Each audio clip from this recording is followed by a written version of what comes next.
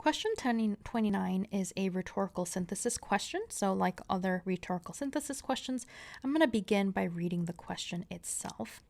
The question says that we want to talk about where the short story takes place. Well, we're really lucky because this question actually repeats the same wording, and it says that Raymond's Run takes place in Harlem. So that's it takes place in the place Harlem. So I'm going to just skim through the other 4 answer choices just to make sure that Raymond's Run is the short story we're talking about.